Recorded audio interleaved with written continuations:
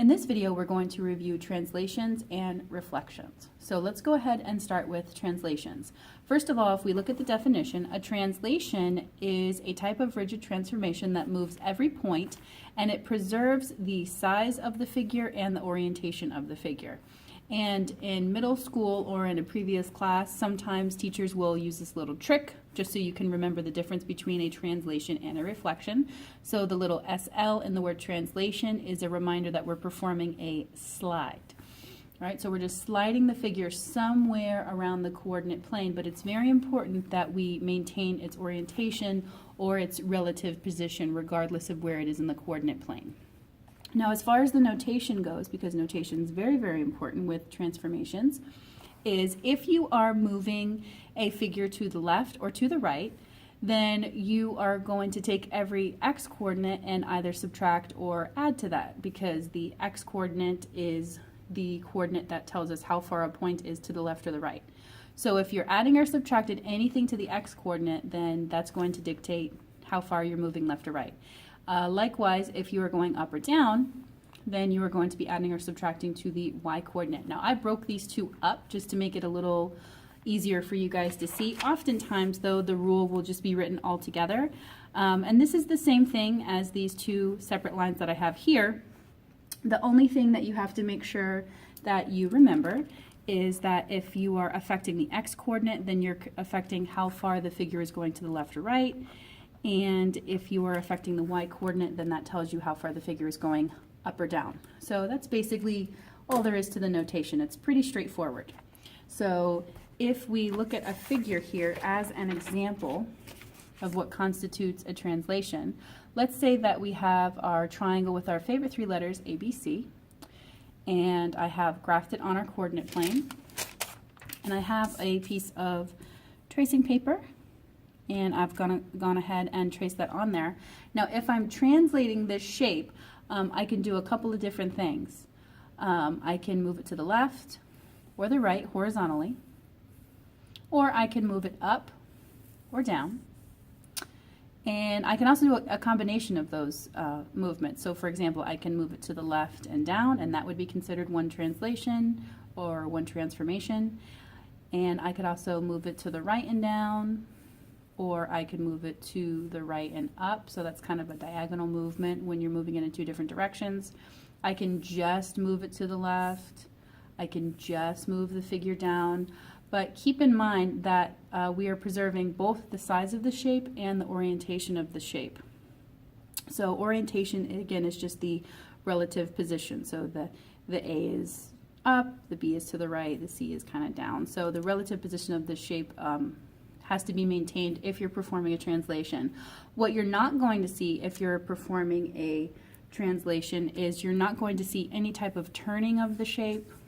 All right, because that's definitely changing the orientation. So for example, something like this, that looks like a rotation, now we've changed the orientation of the shape. Or if we're performing a reflection and we're actually flipping the shape over an axis, which we'll talk about in a second, that's also, this is mirroring the shape, and that's also changing the orientation as well. So that would not constitute a translation. Translation is strictly a slide. So a slide in any direction, but that's all it is as far as translations are concerned.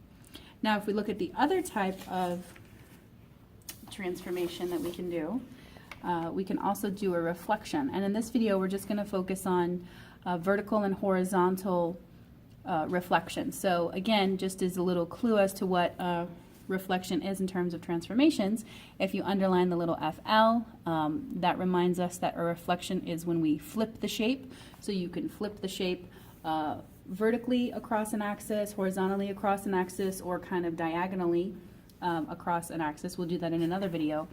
And it mirrors every point across that axis, which serves as the line of symmetry. So if we go back to our figure here, we have our original triangle that we started with. And I'm going to show you a couple of different reflections here so you get an idea of why the rules are what they are. So one thing that we could do is we could reflect the figure over the x-axis. So what that means is if I use my straight edge here, I'm just using my straight edge as a guide, And I'm going to actually take my tracing paper and fold it over my straight edge. And when I remove that, that is what triangle ABC is going to look like after I have reflected it over the x-axis. So if you notice, all of the x coordinates are still positive because this is the positive x direction. What has changed though is the sign, are the signs of our y coordinates. So if we are flipping a figure over the x-axis, whether it's below, completely above it, completely below it already, or if it's kind of overlapping it, all of the y coordinates in that figure are going to change, but the x coordinates are going to stay the same. So that's if we flip it over the x-axis, or if we flip it over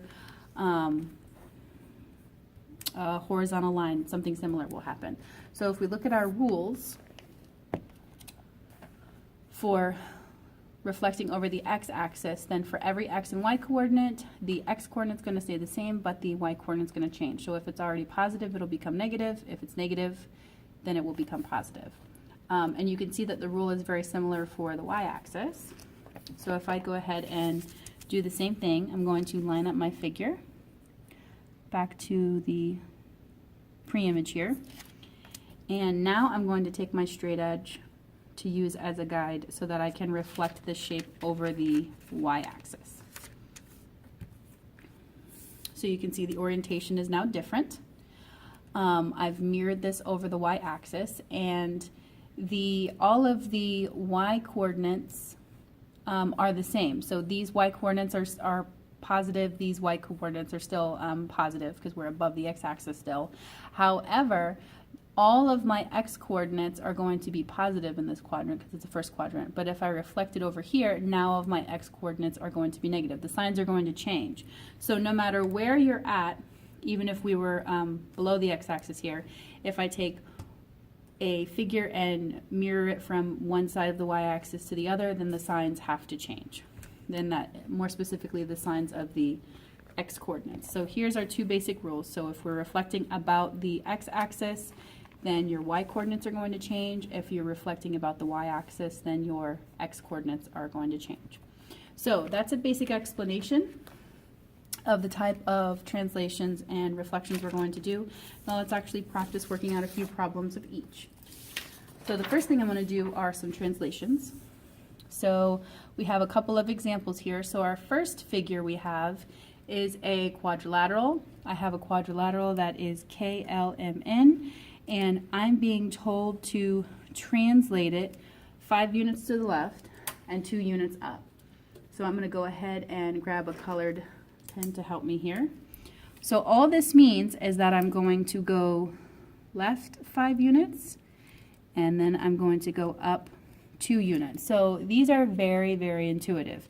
If I'm subtracting 5 from each of my x coordinates, it makes sense that I'm going left 5. That's towards the negative x-axis.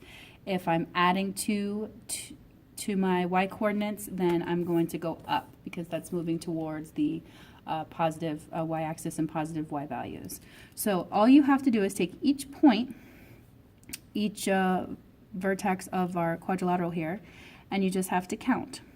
1, 2, 3, 4, 5, and up 1, 2, and this will be L prime. So I've transformed L to L prime by shifting it left 5 and up 2 units. I'm going to do the same thing to the remaining 3 points. So for K, I'm going to go ahead and go 1, 2, 3, 4, 5, 1, 2. This is going to be K prime.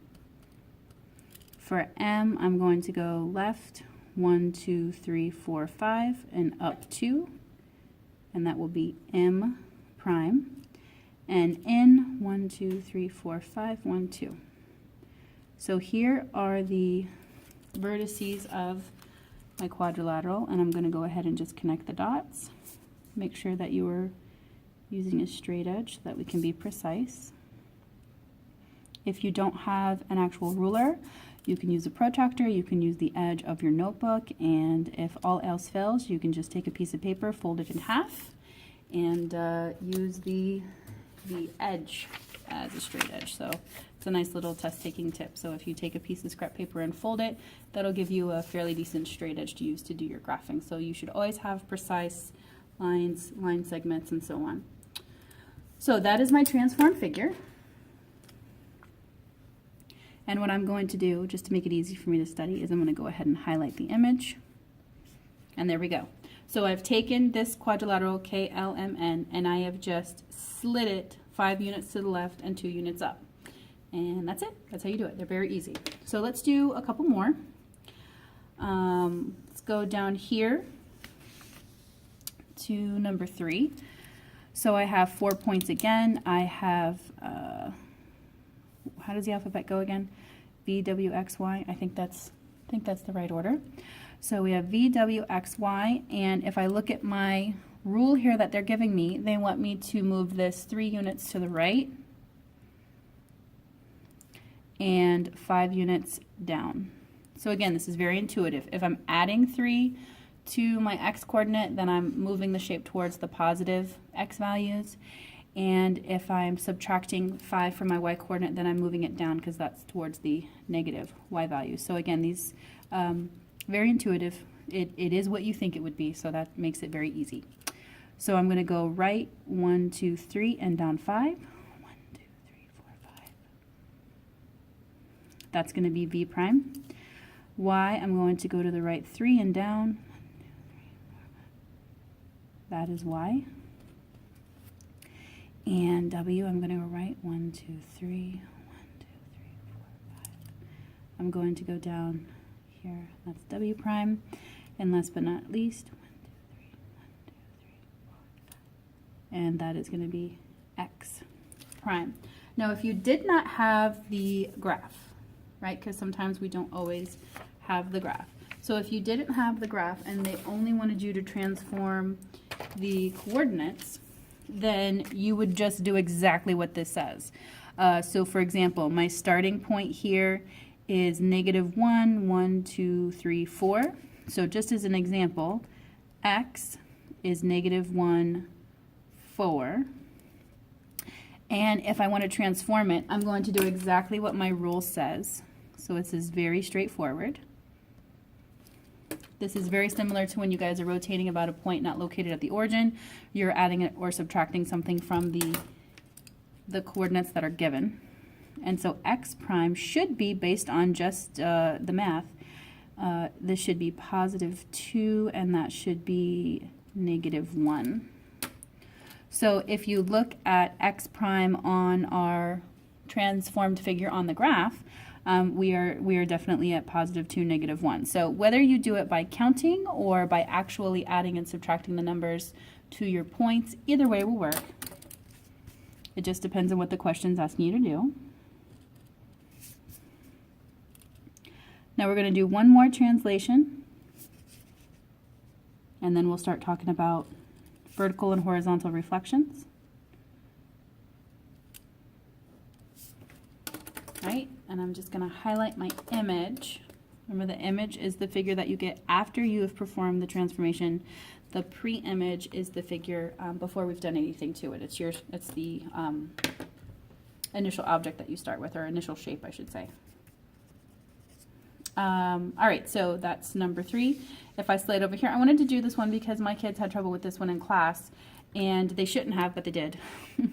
So for this one, I am only moving the X coordinates 5 units to the left, or I'm taking 5 away from each of the X coordinates. So because there's nothing written here, we're not actually going to move this figure up or down. So a lot of students saw the Y and they immediately wanted to move this up 1.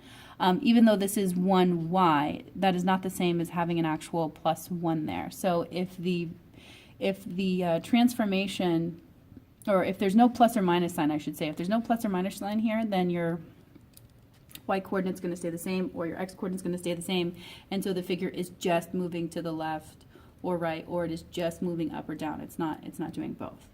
All right, so that was kind of a mistake that hopefully you guys won't make. So I'm just going to shift all of these points left 5 units. So I'm going to go 1, 2, 3, 4, 5. There is N prime, M, 1, 2, 3, 4, 5. M prime, N, L, 1, 2, 3, 4, 5. And that is L prime. Now I'm going to use my straight edge, or a straight edge as we like to call it. Here we go.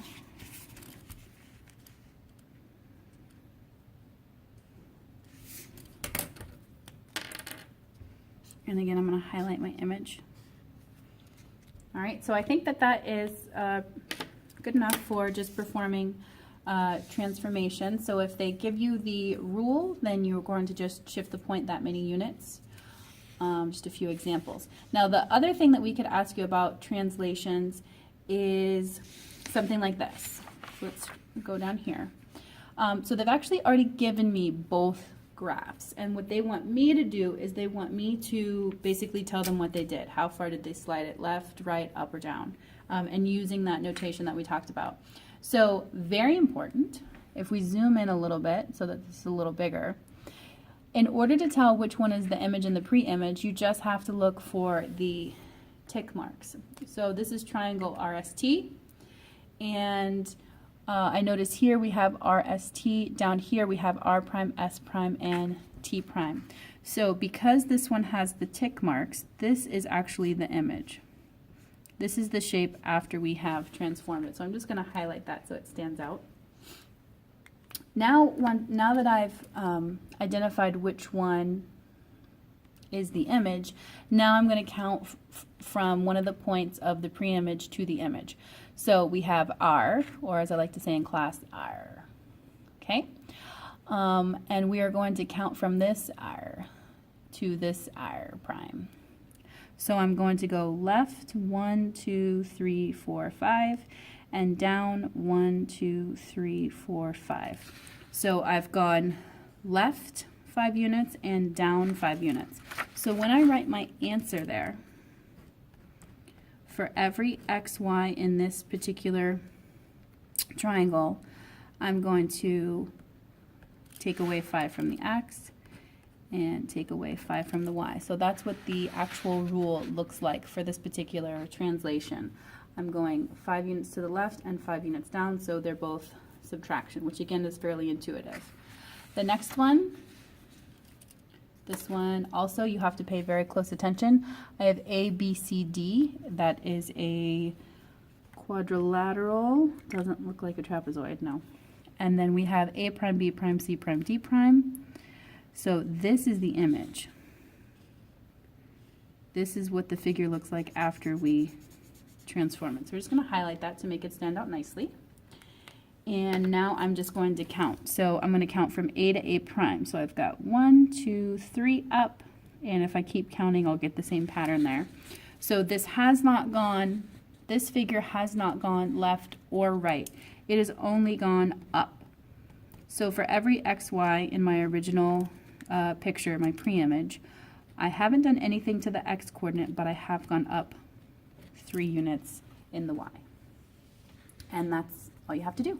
They just basically identify what the image is and then count from the pre-image to the image to see how far the shape has been translated on your graph. So those are very straightforward. Translations are very easy, easy peasy lemon squeezy. All right, so now what we're going to do is we're going to go to the back here and we are going to look at horizontal and vertical reflections.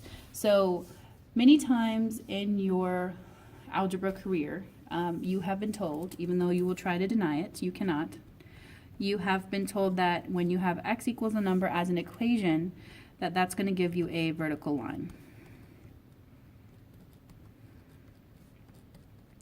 So anytime I have x equals a number, that is the equation of a vertical line.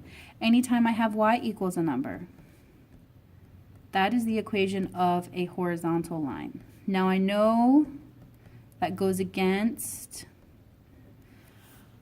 what we do when we're talking about the axes. However, it's important to note that the axes also follow this pattern, but it's just that they have special names. And this confuses kids. I know it confuses kids. I know it's confusing, but it's simple. So the x-axis is a horizontal line, because in reality, It's the line y equals 0. It passes through the origin, and it's a perfectly horizontal line. And anytime you have y equals a number, that is the equation of a horizontal line. However, because of its location, it has a special name. We call it the x-axis. The same is true for the y-axis. The y-axis is a vertical line. Therefore, the equation of the y-axis is x equals 0. Because we know that anytime you have x equals a number, that's when you have undefined slope. The equation that is going to give you the equation of a vertical line. So x-axis is the line y equals 0.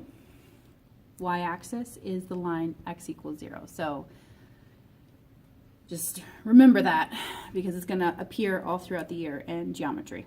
So what I'm going to do on each of these before we actually start reflecting is I'm going to go through and I'm going to highlight the lines of symmetry or the line that we're reflecting across. So these are very easy because we have the x-axis and y-axis. So what I'm going to do is just highlight that so it stands out a little more gooder. So I'm going to highlight the x-axis here so it stands out for us. And because this is the line of reflection, what I need to do is I need to mirror every single point across that line. So if I look at R, from the line of symmetry, which is the line we're reflecting it across, which is the x-axis. Let's highlight that too because highlighting is fun. Okay. To get from the line of symmetry to R, you have to go up one. So if I mirror that, that means that I'm going to go down one from the line of symmetry. And that's going to give me R prime. Okay? Now to get to Q, I'm going to go down 3, or I'm counting down 3 away from my line of reflection or my line of symmetry. So if I mirror that, I'm going to go up 3 units, and that's going to be Q. Now S is a little strange. Because it lies on the line of symmetry, it's actually not going to go anywhere. So S prime is in the exact same spot as S.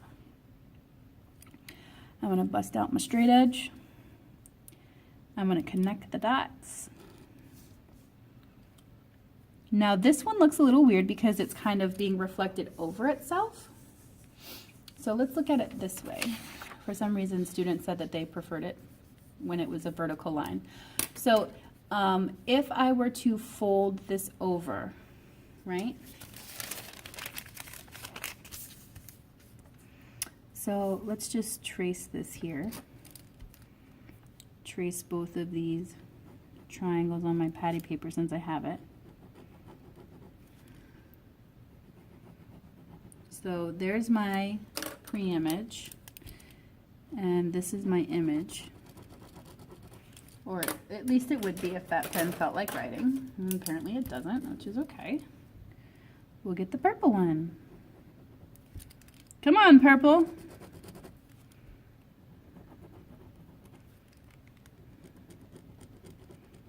All right, so there's my pre-image and my image. And so if I take my straight edge and I fold that over, right, and remove it carefully, right? So I took my straight edge and I folded it over carefully, and you guys can see that the two figures are lying on top of each other. See how they line up nicely? I mean, I could have done more gooder about tracing that, but they are lying on top of each other.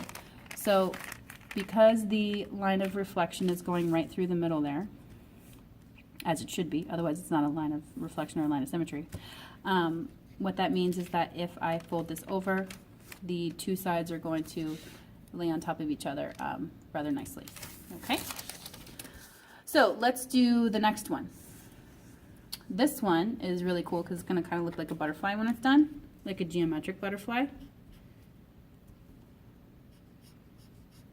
Butterflies, we got butterflies in geometry.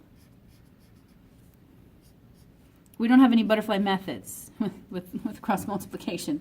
That'll land you straight in math jail. But we do have butterflies like this. All right, so let's change to purple.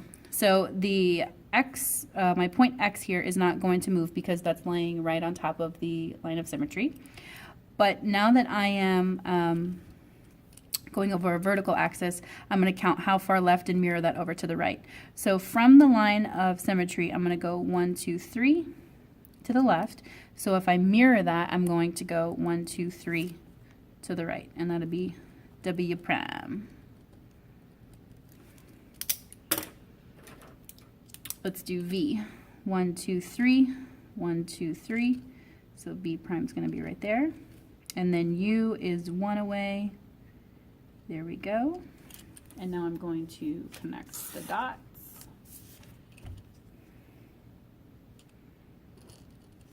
Oh, and X prime is in the same place, so that is why we wrote it next to it. All right? And there you go. So see, it's a butterfly. So we've taken this quadrilateral, UVWX.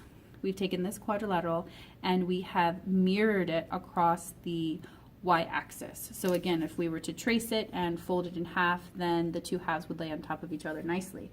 And the best part here is that this is like a total butterfly. It's super pretty, right? So you can draw like some little shapes on it. And there you go. Give them some little legs. Give him a little body, give him some little legs. Okay. It's a butterfly. All right. Let's do a couple more here. Now this one is a little different. Now we are reflecting across the line x equals -1.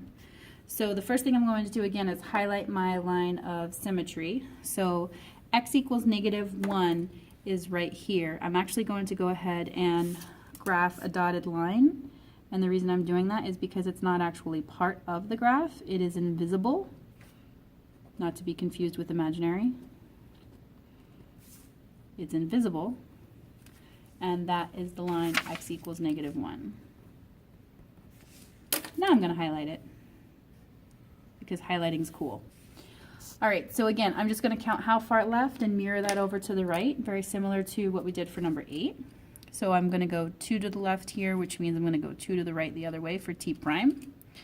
We went 1, 2, 3, 4, 1, 2, 3, 4 for S prime.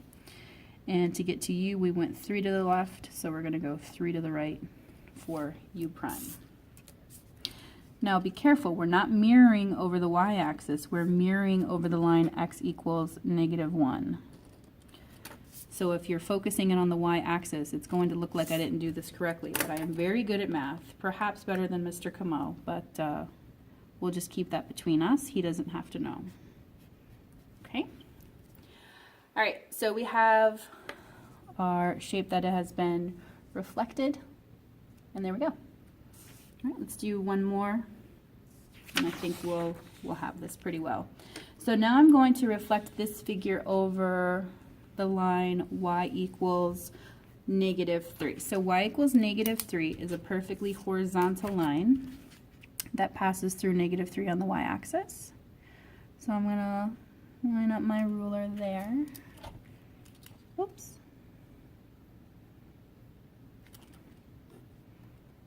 I'm going to line up my ruler there. So again, I'm making this a dotted line because it's invisible. It's not actually part of the graph. I'm going to highlight that. And now we're going to count how far down and mirror it going up. So I went down 2 to get to K, so I'm going to go up 2 to get to K prime. I went down 1 to get to M, so I'm going to go up 1 to get to M prime. And just like before, L is in the same spot, so I'm just going to mark L prime right there. And then I am going to draw my triangle.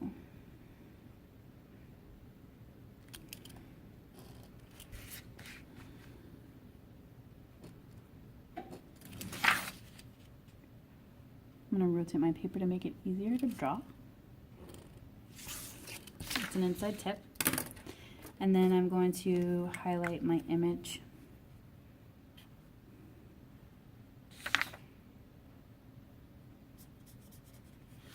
right? And so, again, if it's easier for you to see this way, you can rotate your paper so you can see that if I were to fold those over that line, y equals -3, either side would match up nicely, okay?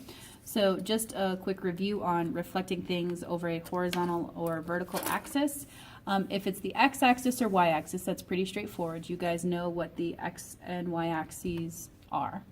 If it's any other vertical or horizontal line, x equals a number is always vertical, y equals a number is always horizontal, and then you are counting either left and right to mirror an image vertically, or you are counting up and down if your, I should say if your line of reflection is vertical, all right, because you're kind of mirroring it horizontally, but if your line of reflection is vertical, then you're going to be counting left and right.